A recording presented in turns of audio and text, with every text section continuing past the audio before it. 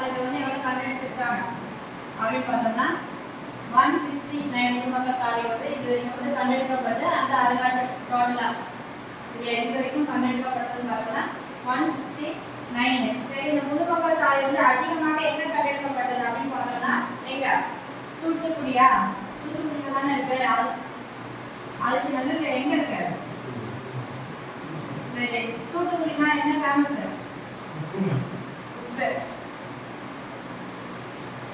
அது இல்லாம இன்னொரு நாட்டோட தலைநகரம் தூத்துக்குடி பக்கம், தூத்துக்குடி இருக்கிற ஊர்ல சேர சோழ பாண்டிய மன்னர்கள் இருந்தாங்க இல்லையா?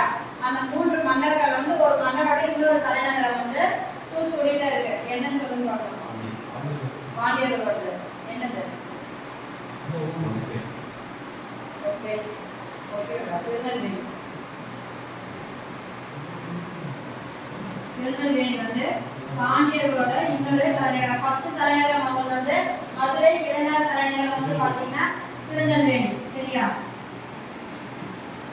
சரி, திருநெல்வேலி என்பது அதுக்கு என்ன ஃபேமஸ் சொன்னா இப்போது விட்டுருங்கப்பா.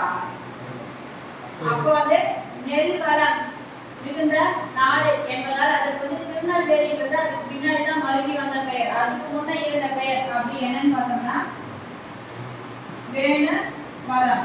ஏன்னா நெல் வளம் எங்க பார்த்தாலுமே சுத்தி சுத்தி என்ன இருக்கும்? நெல் வளம் நிறைந்த பகுதியாக இருந்ததால வேணு வளம் அதுக்கு பின்னாடி தான் வந்து என்னவாயிடுச்சு?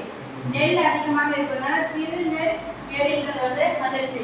இது வந்து வேற என்னத்துல வந்து உற்பத்தியில வந்து முதலிடம் இருக்கு? எதில் உற்பத்தியில முதலிடம் இருக்கு? திருநெல்வேலி தான். பீச்சல்வா அல்வா அதெல்லாம் வேற ஏதாவது